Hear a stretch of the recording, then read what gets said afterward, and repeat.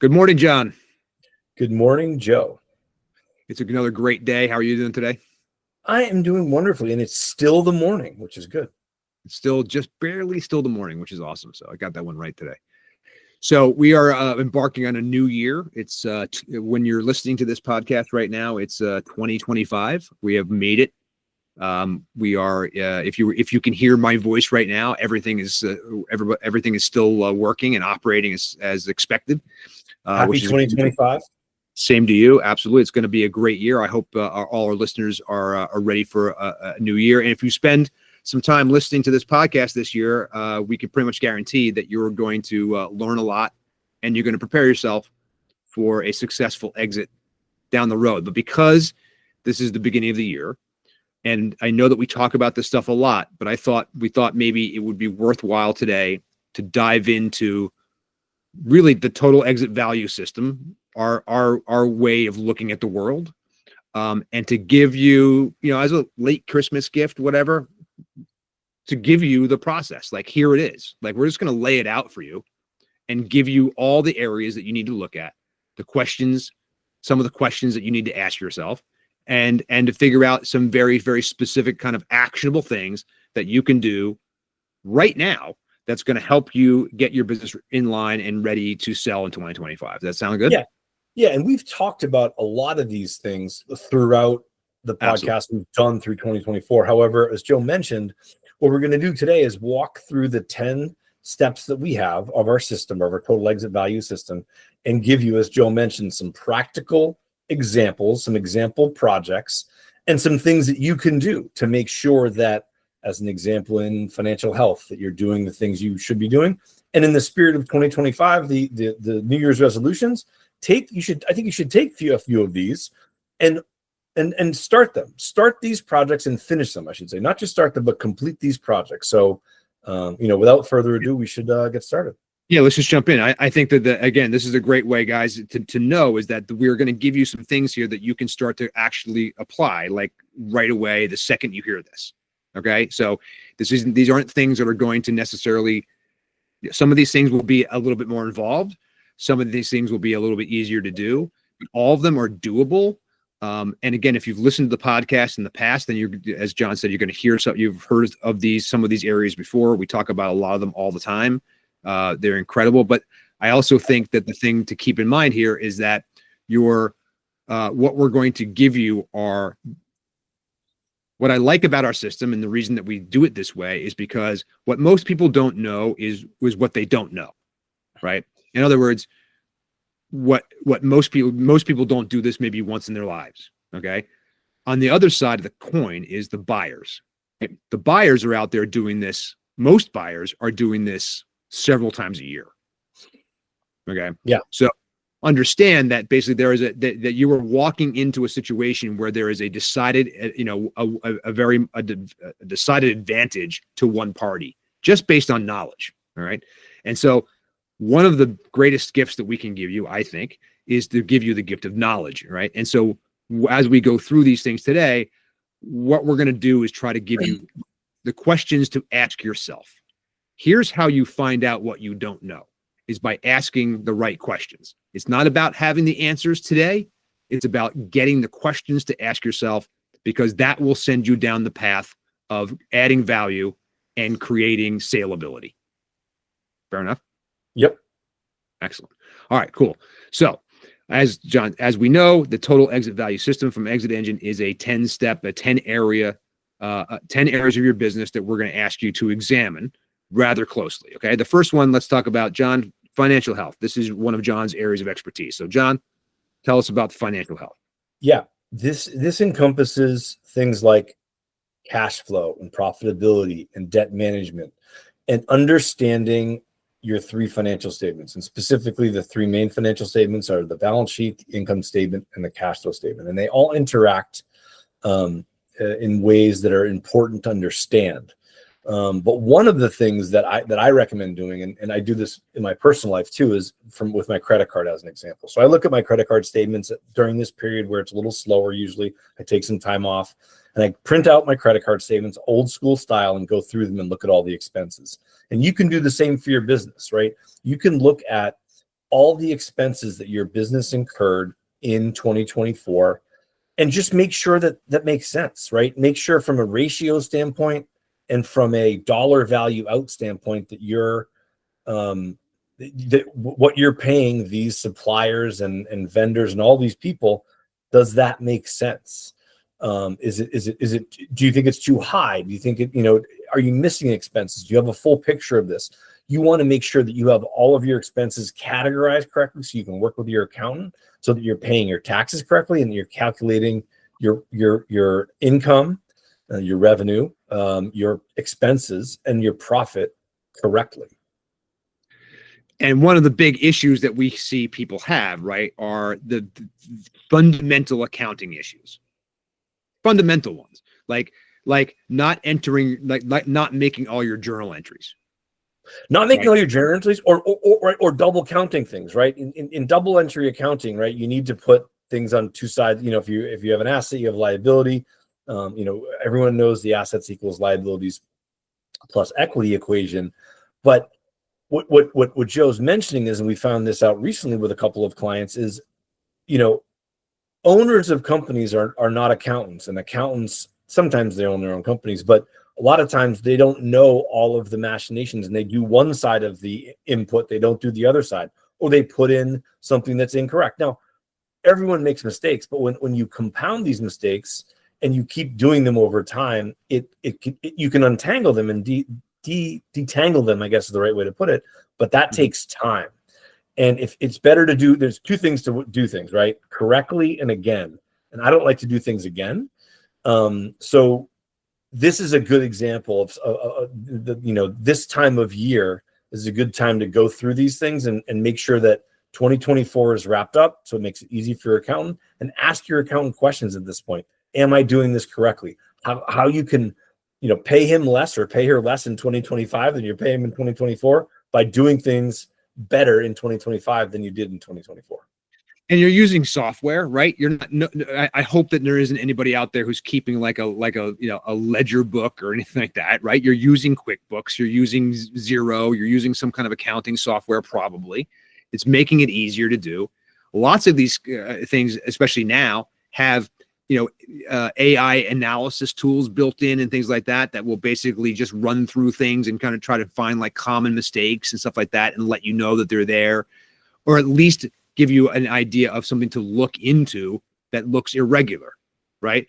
And so there's really no excuse, okay, for not having clean books and not being able to have yourself set up the right way.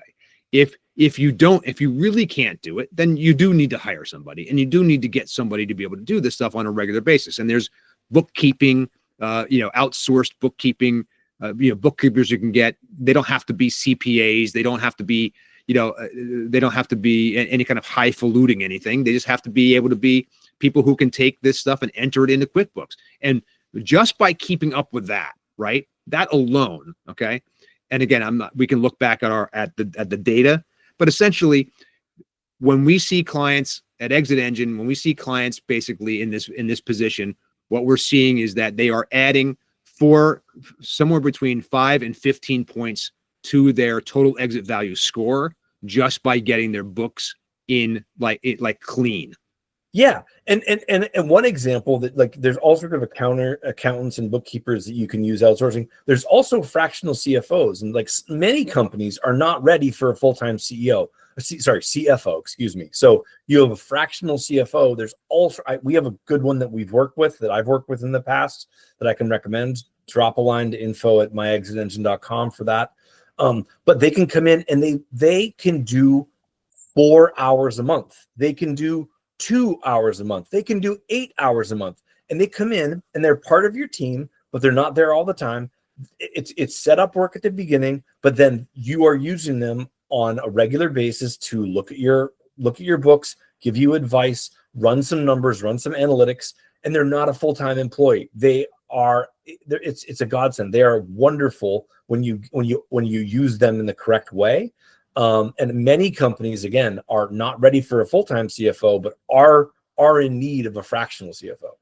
Look, we are big fans of fractionals. Okay. I mean, and the reason is because we understand the importance of having this stuff buttoned up. Okay.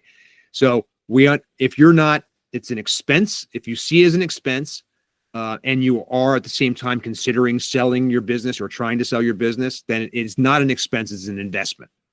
Okay. Because what you're going to do, and guys, I think this is a great time. Actually, it's occurring to me to make a statement about this in general. Okay. If you are considering selling your business, there are, in order for you to be able to maximize its value and saleability, there are things that you're going and things that you're going to have to do and expenses you're going to have to take on above and beyond what you currently have. All right. However, done well, right, those expenses that you're putting towards this mission of selling the business will come back to you multiplied by 3, 4, 5, or 6 times. Okay. So understand that the money that you spend on a fractional CFO, as an example, right now, okay, is an investment you'll be making in how much money you will be able to get in a financial harvest at the end of selling your company, right? And that every dollar that you retain, or every dollar of value you put back in the company, okay, is going to come out to you in your pocket at the end in a 3, 4, 5, 6 time multiple, okay, of what that actually is. So there's no excuse, right? There's no reason to say, oh, I can't afford this or whatever. There are so many ways to do these things, guys, to get your books right. There's just no reason to not do it. And it means and especially in the financial health situation, and John will attest to this, is that it is the most important piece. Yes. Right? So absolutely. Understanding what your revenue is, how good it is, what your profitability, especially when you have a good story to tell, right? Because the worst thing you could do would be to actually have a good story and a good financial story to tell and not be able to tell the story well. Yeah. It's called burying the lead, right? You don't want to bury the lead with your company. That's exactly right. And so just know that whenever we're talking about things and you're looking at a thing and you're a person who goes, I got to spend money to do that. Know that this is the kind of place you want to spend this money, because every dollar you spend is going to come back to you 6 times. It's fantastic, right? So, all right. So I've said my piece. Financial health, incredibly important. Those are the things you can do right now, is again, just by checking your books. We call it the eye test, right? What John's talking about is print this stuff out, take a look, get familiar with your books if you're not familiar with them right now. Start looking at things, look at the trends, see how you feel. What does it look like to your eyes? Does it look like it's right? Does it look like, is there common sense telling you that maybe this isn't correct? Or is there a situation in which you can uncover and go, oh my God, I forgot to add all this revenue in, or something like that, which sounds crazy, but it happens. Well, we had a situation where we double counted expenses in 3 different situations. And it's like, okay, when you double count your expenses, what you're doing essentially is you're adding additional expense to the business. So you make your company and your product look less profitable than it is. Once we took out some expenses and we recategorized them, we said, wait a second, this is okay. This looks more realistic. And then we did the eye test. We talked to our client and said, does this make sense? Yeah, that could be right. And names. So silly things like names of vendors. And when a vendor changes their name, that happens more than you care to know. And again, I've had situations in the past where an invoice kept getting paid by a vendor who's no longer delivering services. Because you know what they did? They kept sending the bill. And you didn't realize, right? And they kept and people kept paying it. That didn't happen at one of our clients, but it happened back at another one of my jobs. So I guess the point is, the financial health means more than just your financial statements, right? That's sort of table stakes. But what you really need to do is you need to look into your actual vendors, your clients. Have they paid you? Are they paying you? Those types of things, those types of questions are asking. Hopefully they are paying you, but are they paying you in a timely fashion? So yeah, financial health, I think we can go along to number 2. No, absolutely. But again, just understand that when you're in a situation, you're looking to do this, the money that you're going to spend to do this is coming back to you. And in places like where you work potentially with companies like ours, you're going to get it all back. whatever you spend working with us, you're going to get it back. And then you're going to, on top of that, you're going to get, whatever you're going to get from a value of the company standpoint. So, this is a time, the one time probably right in your business life where you can pretty much count on that if you do these things and you spend this money in these ways, that it will come back to you. Right. Yep. All right. Number 2, operational efficiency. Big one. We talk about this all the time, right? What are we trying to do? We're trying to streamline operations. We're trying to understand where we spend money. How do we spend more time than we need? How do we spend more money than we need to in certain terms of delivering our product service to our market, in terms of the things we have to do inside. Obviously, manufacturing processes are very easy things to start to look at. If you are a manufacturer, you're probably should be pretty well tied in first, well versed into how you can actually streamline these efficiencies or this processes. But standard operating procedures in general, we just did a post about this the other day, right? Your standard operating procedures, do you have any? Are they written down? Right? And if they're not, are they followed? And if they're not, maybe what you need to do is to take another pass at writing them down. Why? Because if you just start writing them down, you will start to think about them, and you will start to think about things. Oh, I forgot this. Oh, I forgot this piece. Oh, I can make it better. Oh, well, here's an efficiency I can find. And yeah. And the thing that I've found in doing these standard operating procedures, because I have some experience in doing these and implementing these across large groups of people in large geographic, frankly, physically areas and different geographic areas, is you drive the decisions down to the people implementing the procedures, because then you get really good feedback, right? So as an example, we wrote our operational procedures, we drove them down and implemented them at the branch manager level, and then we had them implement at the team and real estate agent level. The best feedback that we got from people was directly from real estate agents saying, this isn't realistic, or this isn't how it's done, or you need to rewrite number 3, or A becomes before B. And that was the biggest one, is A comes before B. And this happens a lot in corporate world, is someone does a lot of work and they pass it along to someone else for their 2 cents. And then they pass along to someone else for their 2 cents. And by the time, it's like the game of telephone. By the time the 4th person gets it, it's like it's like Moby Dick turns into, I'm blanking, but some other novel. It's like, wait a second. Right. So there's a lot of, this is what we were trying to achieve. Right. Exactly. So in other words, there's a lot of effort that's wasted, right? There's a lot, talk about inefficiency. And this is like scrap metal, right? Scrap metal in the manufacturing business is a lot of times it's waste, right? It can't be used again. But there's also waste in the corporate world when you have someone really work on a project or a script or a playbook, and then it gets completely gutted. A, that's inefficient.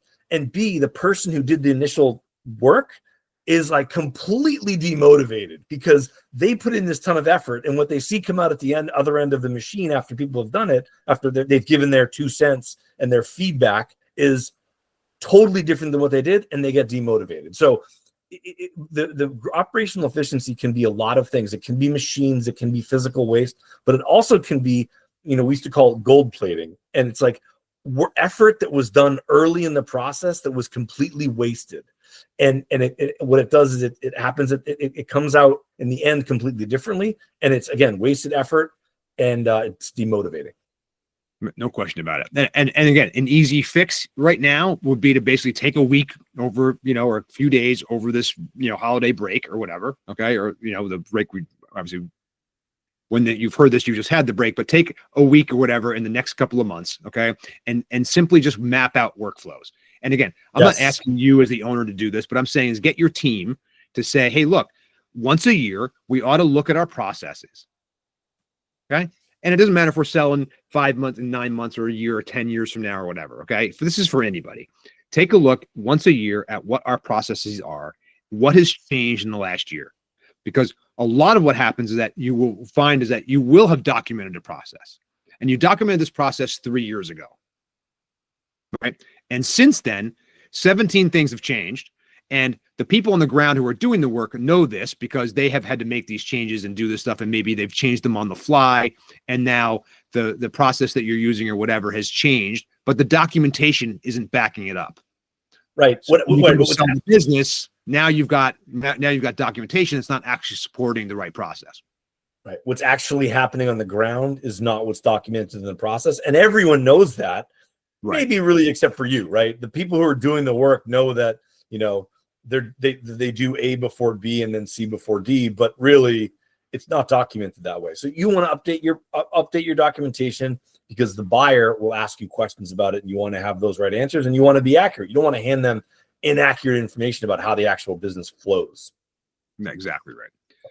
So that's then again, operational efficiency can span all kinds of things, right? You look at your tech stack. What are the things that you're doing on a regular basis, you know, that can be implemented, that you can use AI to help you do, right? That could speed a process, that can make it faster, that can make it improve the quality, right? Whatever those things are. So there's lots of ways to look at operational efficiency. It's not just about, you know, people process, but it is about potentially about it is about time savings, effort savings, and ultimately cost savings. And so being able to adjust those things, and again, look at them on a regular basis. This should not be a set it or forget it thing. It's very easy to let it slide by the wayside because you're so busy doing other stuff and whatever. We all have that issue.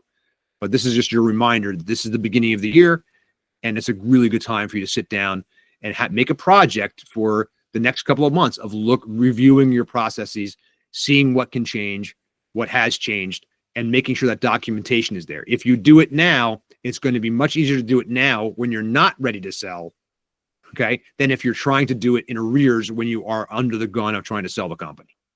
Yep. All right. Number 3 is our market positioning. So within the total exit value system, we talk about market positioning and how important that is, right? Your market positioning obviously is where you fall in the marketplace. What is your reputation? Where do you rank against your competitors? What is it that your target market thinks about you? How are you generally viewed? And where is your position financially, potentially within that, you know, within that marketplace? So obviously, why is this important, John? Because your market positioning potentially gives you an advantage in terms of, you know, definitely from a strategic buyer, but maybe potentially even from a financial buyer who wants to get into the market using and get into the not always necessarily, by the way, either the top firm in the market either, right? So being the number one, being the 400-pound gorilla in your industry and the whole thing is usually a good thing, but not always, right? Because again, because of something called marketable inefficiencies, we're going to have to take a pretty good examination by industry about whether or not you are in a position where being the 400-pound gorilla is a good thing or a bad thing in terms of the buyers who want to buy you. Yeah. Right. Look at the company, and I'm not going to name the company, but you know, we try harder, right? They're not number one in their market, right? And their positioning and their brand describes it in such a distinct, and I mean, talk about embracing it. We try harder. It's like, okay, I want to go with them. Like I look to them every time I rent a car because I believe it. Right. And you can carve out a niche, or not a niche is not the right word, but you can carve out a way that you position yourself in the market with exceptional customer support or great transitioning skills. We had back again, to mention real estate again, we had a vendor that their big thing was customer support. Because transitioning from this particular software to another software was a huge pain. And they realized that if they could support people in that transition and make it so easy for them to transition, that they'd be like, that they wouldn't use that as a reason not to use their software, because their help and their support was incredible. And I lauded them for that. I said, you guys say it and you deliver. So if you do something and you position yourself in such a way, you really need to deliver. You need to try harder, and you need to support those customers if you're saying you're going to support them. No question. And I think, look, again, different founders probably have different views on marketing. They have different marketing abilities. Some people are sales driven. Some people are marketing driven. They're not exactly the same thing. the reality is that there's all kinds of different, again, permutations of the way that we look at our markets as founders. Okay. And again, if you have a marketing bent, if you're on that side, or you've got a strong marketing department, you may have a very good idea of where you lie in the marketplace. What is your market share? What are your competitors up to? What's your unique selling point? What's your point of differentiation, right? You'll have those strong things. Whether or not you're using those things correctly in your advertising or in your marketing materials that help drive leads or drive business, that's another question, right? And so right. in the marketing thing alone, there are so many different things to worry about. Technology becomes a big piece of this as well, right? There's obviously there are efficiencies in this, but the reality is that what most buyers are looking to buy, okay, is a company that knows who it is. So we're not saying that you have to be the number one company in your area, in your industry, to sell your business. No. What you have to be is a company who knows who it is. And just like John's example of, we try harder, they know who they are, right? They know where they exist, and their messaging resonates, right? And so, again, it may not be about the fact that you have the most revenue. There's lots of reasons for that. Marketing is just one. Okay. But what a buyer wants to know is we have a place, we play our role well, right? We are in the marketplace, and there is room for growth. Yep. That's it. And so if you know those things to be true about where you are right now, then hats off to you. You're better off than most. But what you could do right now is, how about going out and talking to your customers, right? Could you get some feedback from your customers? Could you do a survey? Could you do a focus group? Could you do a thing? What are you doing those things on a regular basis? Is there a process for getting customer feedback and support and that kind of thing within the sales organization, right? So these are the kinds of things. Again, a very simple thing to do is to say, if you are not sure who you are in the marketplace, you whether you know it or not, you have a reputation. You have a brand.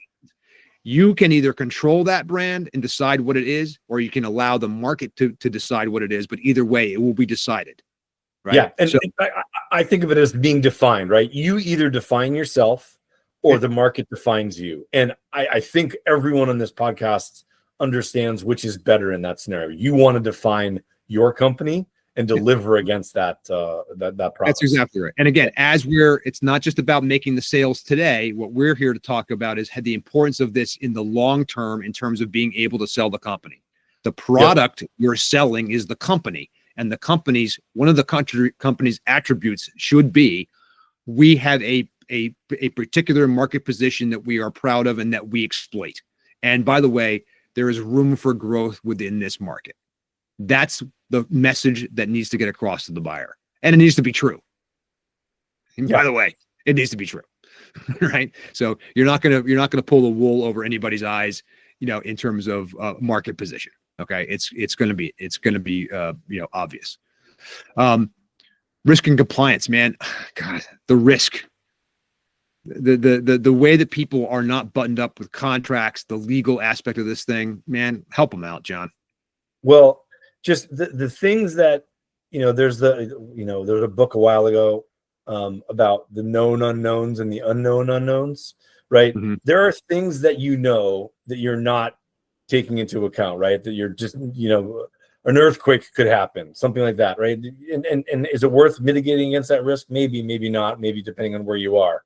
But there's other risks to your business that maybe are known within certain segments of your company, but aren't known to the people at the top, namely you, the owner of the company. And it's always good to, ask people on a yearly basis, frankly, at least on a yearly basis, what they think the biggest risks are to your company. Because yes, you probably know a lot of them, but I bet you don't know all of them.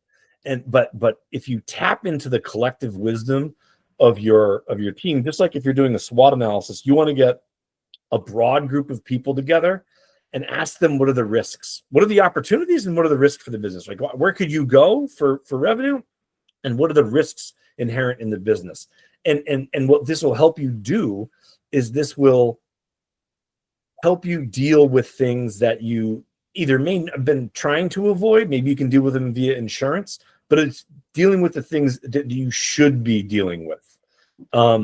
Compliance, legal, tax, environmental, all those risks that come up that seem to come up one-off. Well, they shouldn't really be coming a one-off. Not many should be coming up one-off. Maybe the pandemic when that happened, but now the pandemic, if another pandemic happens and you don't have a plan for it, that's on you. It's not on anybody else. Right. One of the biggest places for risk too that gets overlooked is the employees. Right. So your HR situation, whatever, potentially is for most businesses probably maybe one of your highest points of risk, right?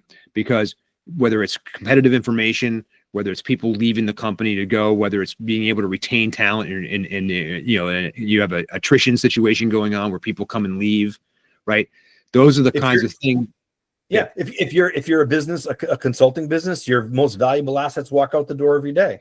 Fortunately, most of them come back the next day, but you deliver your services through those employees. Now, even manufacturing businesses are the specialists that run the machines, the ones that do the specialty things, the ones that do the discrete work that gets the product done. Those are there can be a lot of risk if there's the jerks, if there's jerks in there, if there's people that are harassers. If you have to deal with labor, right, or labor unions, right, or if you have to deal or with the Teamsters because of you delivering things or whatever, all that stuff. So look across the supply chain too, right? Because the reality is that there are going to be things that you're going to be on the hook for, or whatever. And by the way, and you get into contracts, right? Your compliance when it comes to contracts that you've signed and the agreements that you've made, whether it's with suppliers or with client, or with customers or whatever, those are part of that as well, right? So understanding, where are you in terms of your compliance? Are you actually providing the service that you say you're going to provide, and are you doing it well? Are you right, or are you at risk for someone potentially suing you for a breach? Right. And if you're big, right, if you're a big company or a bigger company and you have a couple of attorneys and a couple of people doing this thing, you want to make sure that everyone knows what everyone else is doing, right? We had a situation back in my old company. It was a big company, but all of the information technology contracts would flow to one attorney. And the reason that was a huge bottleneck, kind of inefficient. It annoyed us, but you know what it did? It preventing us from signing contracts for overlapping services when it was a big organization. Now, sometimes that doesn't happen, but you want to make sure that legal is informing the other legal people and the other operational and financial people. Hey, we're signing this contract, and there's that information flow so that everyone understands what's happening that can affect the business. So that's risk and compliance, and by the way, another place where AI can be incredibly helpful right now. Okay. Yes. So there are legal AI, software out there that will do this compliance, that will manage this stuff, that will read documents, that will keep things in line, that will alert you when there's something that's out of line. Like it's incredible what we can do in those situations. So again, by the way, this is also true with your marketing. It's true also with your, operational efficiencies and things like that. AI right now, guys, if you're not, and obviously you have to be, live under a rock right now to not know, but, this is where this is the future, right? The future of business right now lies squarely within it, or is being held in the balance by artificial intelligence, right? The ability for us to be able to look if I have to tell somebody this, like I said, it's obvious, right? This is the way that the world is headed, and being able to take advantage of this when you can, where it makes sense, and it doesn't make sense all the time, but where it does is going to be something that's going to be expected of you. Again, it's going to end up being table stakes, because the buyers who know these businesses almost as well as you do in most cases are going to say, why aren't you doing this with AI? Right? And then your response is going to be, excellent point. What an opportunity for growth for you that is. And this is a good segue, because the next one we're talking about is scalability and growth, right? So scalability and growth, if you aren't, to Joe's point just now, if you aren't looking at artificial intelligence to scale and grow your company and automate repetitive tasks, man, you should be doing it. I mean, I was using automation back in 2014 with a wonderful, great company to automate report building. And it sounds crazy that we were doing this back then, but we had automated tasks that would come from certain data would come from certain databases. It would be put together manually by somebody, and they'd take the first 2 hours of their day to do this. We automated the thing and did it in 6 minutes. And so instead of being ready at 11:15, the report was ready at 9:15 before the market opened, which was really important to the CEO. And it was all because of a random phone call not a random email that I responded to back in, I think it was 2013 or 2014. Now that company's huge and everyone knows it, but there's trust me, there are repetitive tasks that are going on in your business that someone's doing that can be automated, that can use artificial intelligence for. And once you do those things, you free up people to scale and do other things. That's it. And again, it might be that there's a change in that person that you need, right? So if I no longer need someone to write all this marketing content or whatever, as an example, right? The question is that marketing person is not going to suddenly be turned around and be something else internally, but you're going to be able to say, okay, I no longer need this person. I need a different kind of person, but I can replace this person with this person and have them do another job. And from an expense standpoint, it remains relatively the same, or maybe it's cheaper or something like that, right? The idea is that you're finding efficiencies, not just in the process, but in the people that manage the process and all that stuff, right? Yeah. Again, we're not saying that, to be clear, we're not saying that only businesses that are, that have these things are going to sell. We're not saying that at all. Okay. What we are saying though, is that your attention and your understanding in these areas, okay, and your ability to be able to, for yourself, spot the problems, right? Or spot the squeaky wheels or whatever, to give them the grease that they need in order to make it as smooth as possible, as you go forward. The scalability and growth thing, okay, is an area in which there's a couple of things happening. The first is to say, how can I right now scale and grow my business now before I am ready to exit? Okay. And so the first thing that you can do right now is start to think about, in that process, is start to think about what it is you want out of the sale. All right. We're going to talk about optimizing the value in a moment, but in general, the ability to say, can I scale this more before I sell it? Right. I grow it more before I sell it. All right. That question might be yes, it might be no, whatever. The other side of the coin, other question that you ask at the same time is, do I need to scale and grow this? Or is this an opportunity that I want to present to the potential buyer to say, hey, here's an area of the business that I didn't get to grow yet, but it would be a natural place for you to start when you take over. That means more to a buyer, okay, than anything else. You being able to say, hey, I didn't get to this, but I know this to be a case. And if you've got some documentation around it or a strategy or whatever that just hasn't been executed, even better, right? Yeah. These are some of the things you want to come to the table with around scalability and growth. Yeah. Again, and Joe always talks about marketable inefficiencies. And this is exactly a great one is, hey, I have a plan. It's on the shelf or it's on my roadmap. I haven't gotten to it. I don't have the resources to get to it. We think it would cost X, Y, Z dollars. We're planning to do some of it in 2024 or 2025 and 2026. But that can be something that a buyer can look at and say, man, I have this product. All I need to do is hire some additional people and blow this out to the rest of the world. Man, that's gold to them. Exactly right. So again, and what can you do right now? Let's look at, again, make it sit down and just with yourself and make a decision about what it is. Where are you trying to head? What is your goal for 2025 or beyond? Okay. Are you considering selling the business? Okay. If you are, then you're going to want to start paying attention to this stuff. You're going to want to ask yourself about those growth questions. Okay. If not, then maybe all you need to do is to ask yourself about, am I growing the right way? Is the trajectory I'm on, okay? What are the ways in which I can scale this business more, right? What are the ways in which I can grow this thing more? It's a question you should be asking yourself every year, right? And hopefully it's at the end of the previous year, but so that you can execute things in the next calendar year. But again, if you're in first quarter right now, and we're the very beginning of first quarter, this is a perfect time for you to be sitting down and carving out some time for yourself to be able to look at this stuff. Your customer and supplier relationships, John, like, I mean, there's right. This is an ongoing, anything that's called a relationship requires some ongoing management.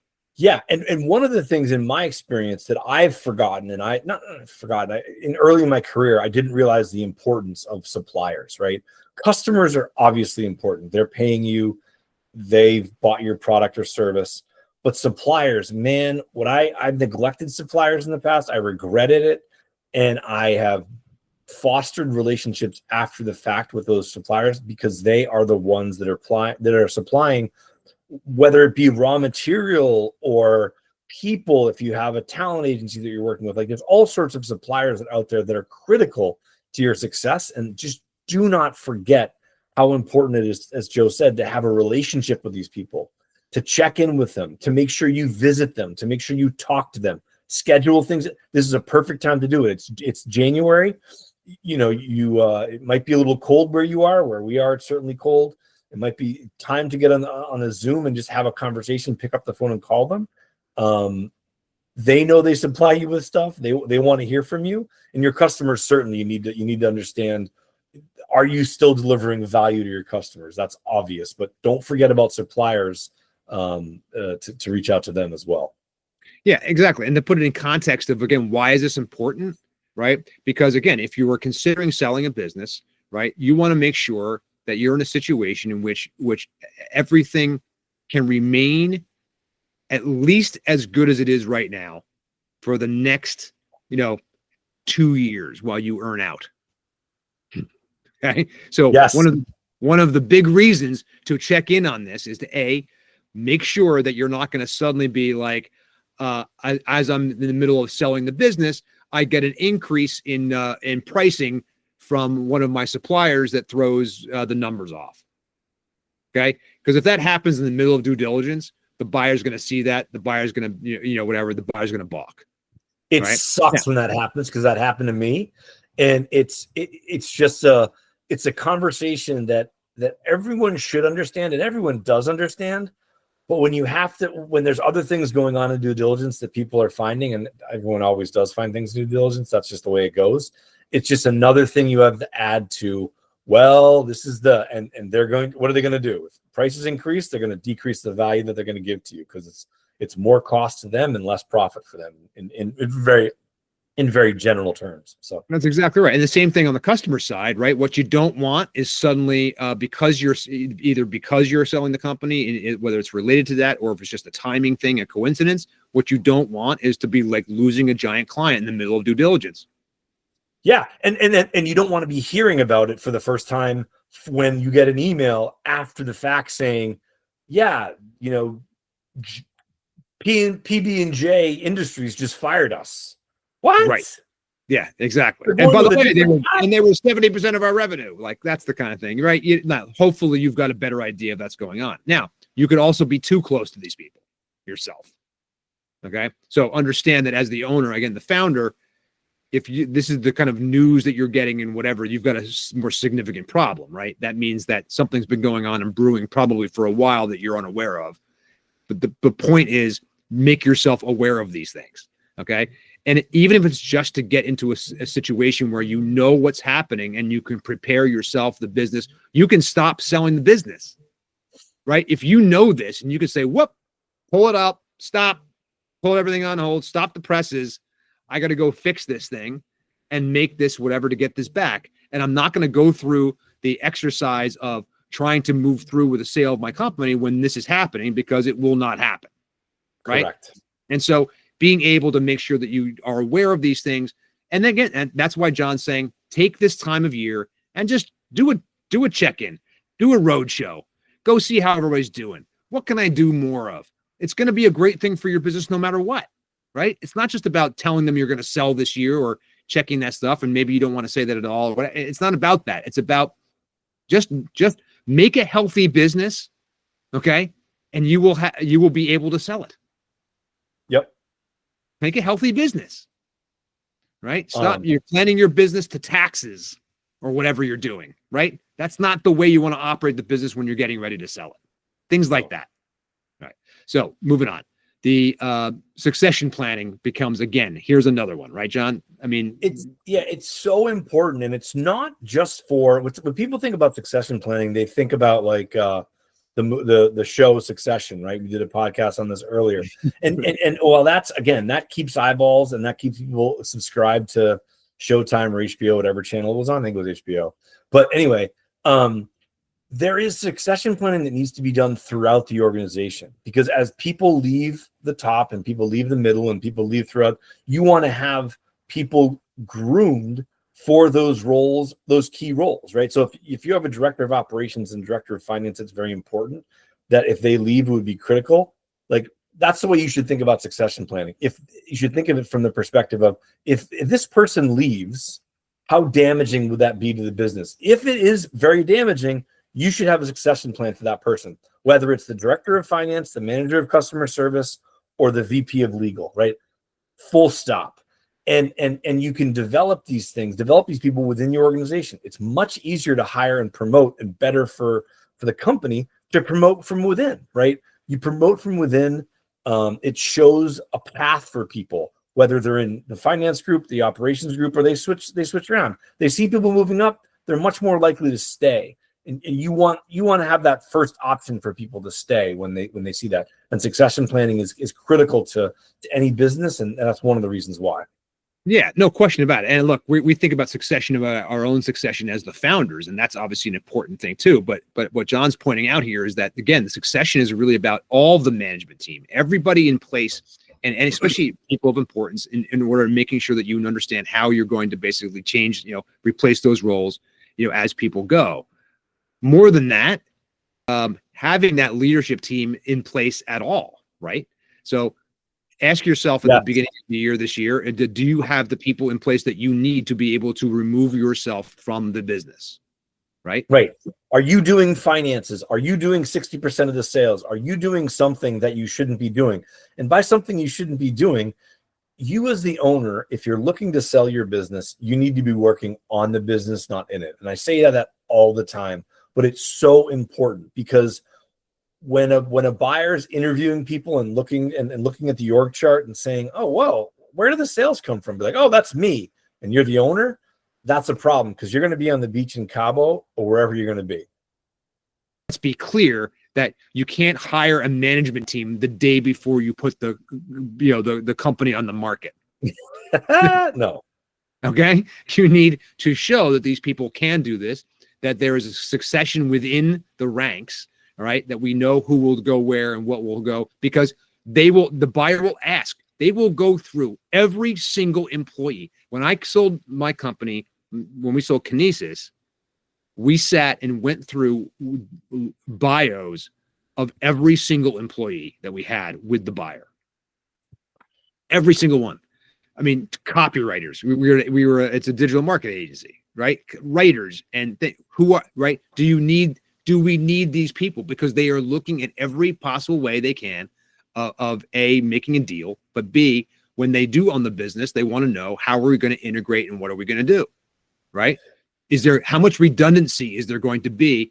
Now, it was a strategic deal, right? We weren't being bought by a financial buyer, we're being bought by another agency, a larger consulting company, right? And so what they were looking for was, how redundant are we going to be if we bring all these people into our organization? They were thinking about how are they going to integrate, and what their company is going to look like after the deal's done. So the ability to be able to look at every single person and go, do we need that person? Will we need that person moving forward? I mean, that's the level at which they're operating. Yep. All right. So this is the next one is about due diligence, and you guys hear us talk about due diligence all the time, but let's talk really about what due diligence really is and how you prepare for it. Yeah, I mean, what due diligence really is an organization of your finance, legal, and operational documentation, right? It's everything that you're doing, and the documentation behind that. So it's your customer lists, it's your financial statements, it's your general ledger, it's your insurance policies, it's your lawsuits that you have outstanding, it's operational documentation, it's the standard operating procedures, SOPs that we have after we talked about earlier. It's all those things that someone wants to look at to say, okay, this company has everything documented. They have a process for looking at their financial statements. They have a process for analyzing their business. They have a legal review of their contracts. As an example, one of the things that happened to us when I was going through is, what is the process? I asked this question. What is the process to sign an agreement at your company? And 3 people looked at each other and were like, well, my thing is I do it this way, and B is I do it that way. And like, what? You do it all different ways? Like, well, I use, this was legit. I use our real estate attorney because I went to high school with him. Okay. Like, I use our general counsel because I have a good relationship with him, and the other one uses general counsel. It's like, well, when that happens, and those two things are that's bad. When you have 2 different people reviewing the same type of contracts and then not knowing about the other one's contracts, it's amazing how many leases were signed, as an example, and using completely different templates. And that doesn't sound like a big deal, but when you use a template for a lease and you're signing a lot of them, there's various things in there that you want codified in one section. The rent payments, the increases, all those things. So due diligence is getting all those things ready so it can be in a package. You think of it like a virtual book of information that you're handing over to the buyer to say, this is how I run my business. This is the results of my business. And these are the standard operating procedures with which I use to run my business. Exactly. What we do is we take everything, and I think most people in this situation, their advisors or brokers, do this, is that they're actually, they're taking all this documentation and they're putting it in a thing they call a deal room or a data room. Yeah, deal room, exactly. There's all kinds of different things. There's software out there where you can capture this stuff, and now there's the AI stuff that'll help you even analyze, these documents as they go in and write a synopsis of what the things are, and make search really easy and all that other stuff. So there's really no excuse now for not having a shared, some kind of file server system, the cloud, whatever, where you're keeping all these documents and all that stuff, and it's all organized. Okay. Now it's a project to get that stuff organized. And look, we all, if you're anything like, if your file server is anything like my computer, okay, you have a system. Okay. And your system is probably not, recognizable by any other human being. It's definitely not going to be recognizable by a buyer. Okay. So, but one of the greatest due diligence stories that I have, okay, is about a client that we had that basically ran a fire, what they call basically a due diligence fire drill. Right. And the mission was start by asking everybody to collect certain documents quickly. Okay. It was basically ask the CFO for this, ask the head marketing person for this, ask the head salesperson for this, whatever, whole thing, and how quickly can they deliver the correct document when I ask for it. All right. And the reason that he was doing this, right, was a suggestion we made, because it was about whether or not he could get people to do the things he needed to do, and to demonstrate to his company that they were not as buttoned up as they were claiming they were. So under things were like, no, this is easy. We have all this stuff. It's easy to get, whatever. And the CEO's going, okay, you're telling me this, but let me prove to see if it's true. And so this is something that you could actually do in your business right this week. It's like a fire drill, right? It's like when you're in, if you've ever, I lived in Chicago, I lived in New York. And when you have a fire drill in your office and the fire marshal comes in and he gathers the 8th floor and he said, why did it take everyone so long to get to the spot where we're supposed to go? Because fortunately, we didn't have a fire, and we didn't pay attention when they sent around the fire stuff, the things that changed. So the due diligence, mock due diligence, is like a fire drill for your company, right? You're making sure that when before a fire happens and before an opportunity to present due diligence happens, you have all your ducks in a row, and it will take minimal amount of work to pull all those due diligence documents together, because you've asked people for these things in advance, and they should have them organized. That's exactly right. And so the lesson that you're teaching, right, everybody, is, guys, we need to get these things organized. And so we need to have a place where all this stuff is. And by the way, I, as the owner, want access to every single thing we have the second I want it. So the reality is, what you do is, there's a project here potentially of organizing all this information into your own kind of file service thing. There's the ability to add AI on top of it for search to be able to make it accessible and the whole thing or whatever. But when you have this, again, when you have this as a standard operating procedure for your company, it's going to make preparation for sale that much easier, right? Yeah. And it's going to make your company run better and be more efficient and have all that stuff buttoned up anyway. So you're going to be more profitable. You're going to be more sustainable. You're going to have a healthier company, even if you're not trying to sell right now. So this is the key thing that I think that we're getting out there today, which is that it may have been inadvertent, but I think that what we're coming across is that understand that all these areas that we're asking you to look at are just areas of your business that should be clean and healthy anyway, right? And that even if you're not selling the company right now, that's going to make you a healthier, better, more profitable situation. So there's no way that this stuff can hurt you, right? No matter if you're selling right now or you want to sell 10 years from now, having all this stuff and getting into the habit of doing everything this way will make the actual eventual process of actually selling that much easier and simpler for you to do. Yep. The value next one, value optimization, and this is about maximizing your business's valuation, right? So what are the things you can do, Joe, to maximize your company's your business's value? Yeah. So the first thing I'm going to do is I'm going to say, let's look at existing books and make sure that I have everything kind of buttoned up and that I'm doing all my accounting right. I don't have major errors. I'm not double entering things and whatever. And that I've got, that I fundamentally have my accounting straight. That's the first thing I would say. Yeah. And another thing you look at is once you get those, the sort of, again, the building blocks, the sort of table stakes, you can look at things like customer retention, right? If there's ways that you can extend that customer, not extend that, but increase that customer retention, I would look at, yeah, go ahead. The other thing I would look at off the top of my head is like, all right, let's look at the customer concentration. Customer concentration. Are there ways to offer discounts to people to do subscriptions and extend contracts? We were back in my day when we were doing consulting, it'd be like, hey, offer a 2-year deal, offer a month free, those types of things. When we charging by the month, it's like you do a 13-month contract for 12 months or 25 for 24. And those were popular because, hey, you get something free.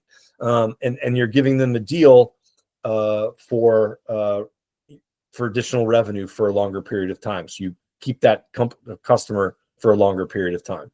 What if I could do analysis on those customers and the stuff to figure out am I actually profitable in delivering this services to everybody? Yeah, that the customer profitability is a big thing, because that will come up is when you have a company that's barely profitable or just profitable or even highly profitable. It's like, how many of your customers are profitable? And people look at you like, wait, what? We don't measure that. Like, well, that's something you should look at. How many resources it takes to deliver the services that the company buys. Right. Yeah. And so the value optimization comes in 2 flavors, right? One is the inherent or latent value that is existing and kind of lying underneath the surface of everything, right? In terms of the things that are relatively low hanging fruit things, like the books, like making sure that you've optimized everything appropriately or whatever. That's one way. But then the other thing is to add new stuff, right? To build new things out, like you said, like the subscription model. Like, is there a way in which we can, are we undercharging? Right. That's a big one. That's one that people always are hesitant to do. I was hesitant to do that. And it can be, you're limiting yourself, right? If you don't think that your company is delivering value to your customers, that's a problem. And a lot of the founders, I shouldn't say most, many of the founders that we work with and the owners we work with are vastly undercharging for their product. They're delivering an incredible value, and they don't believe that they could get away with, or that their customers will understand if they raise prices. Trust me, in many cases, they will understand that. So just ask yourself if you stop buying eggs because the price of eggs went up 75%. There you go. Right? I mean, honestly, that's the thing. So we're all afraid of it, but you're right. It comes down to basically like a limiting belief, right? That, oh, I can't get away with this, whatever. Now, look, there's always going to be a limit, and you're going to finding where that limit is actually the job. I was guilty of this week, Joe. You undervalued what we do. There you go. It happens to all of us. And the last one, look, the strategy and the timeline for exit becomes just as important a part of the entire thing as anything else. Yeah. I mean, all the things we've talked about today and all the example projects are, come from our customers, come from our experience.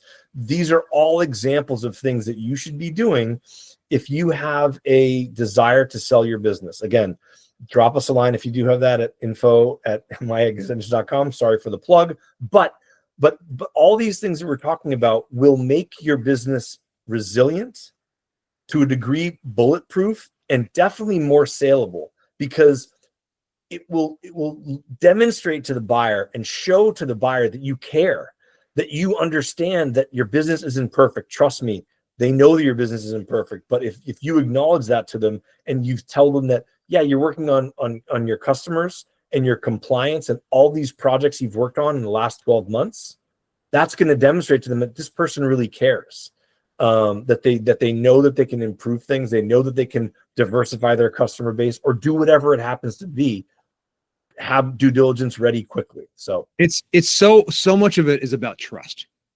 Right. And what happens in these situations is that, again, think of it from the buyer's perspective just for a second. Okay. If you were going out and purchasing a company that was where the revenue of the company was $10 million, okay, that you would want to make sure that what you were buying was something that was going to hold up, that was going to be something that you could run, that was going to be something that would continue to do what it has been doing for however many years it's been doing it.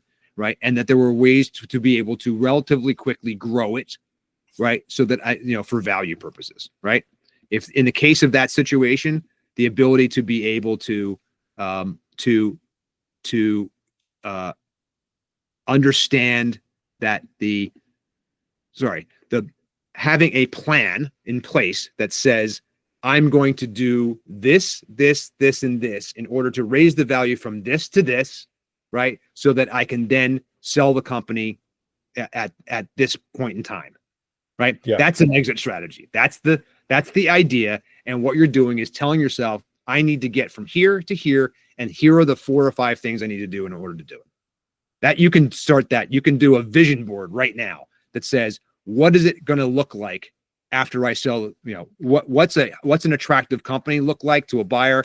Can I take my company and can I manipulate it and show that this is what it's going to be in terms of getting the sale done, not just in terms of running the company from a day to day and growing its revenue and things like that, but growing the value in the eyes of buyers. Yeah. And again, January is a perfect time to do this, right? You've come back hopefully you come back rested and ready from vacation. You have an opportunity. Hopefully you can carve out some time or you shouldn't, not hopefully, carve out some time, do this, look at these 10 steps and realize that this system is a tried and true proven system to help you prepare your business for sale, whether it's in 6 months or 2 years. That's exactly right. So hope you guys get some information out of this. Again, if you've got any questions about anything, if you want to ask, you can ask us anything, drop a line at info@myexitengine.com. You can find us on LinkedIn. I'm Joe Stapleton. That's John Kniff. This is the Exit Engine Podcast. You find us wherever podcasts are found. And come say hi on LinkedIn. Just drop a note. Come find my thing. Just send a message. I answer just about anybody. Say hi. Ask a question. Whatever you like. If you're thinking about this over the holidays, don't hesitate. We are very, very open to doing this. So just you ask us anything you like. We're happy to give you an answer. And if you'd like to talk about something in the new year, obviously you can do that as well. About a project or anything else you may want to talk about, we're happy to do it. All right. Hey, John, I know that this is coming out after Christmas, but we are recording this before Christmas. So I want to say very happy holidays. Merry Christmas to you and yours. And looking forward to a healthy and prosperous 2025 with you and all of Exio. Joe, happy holidays to you. And May, I'm very happy that your son will have an extended Christmas, an extended holiday season from Hanukkah is a part of this whole thing. He gets all sorts of present days, so that's good. He's a lucky kid, that's for sure. All right, man. Have a great one. Thanks so much, and we will talk to you soon.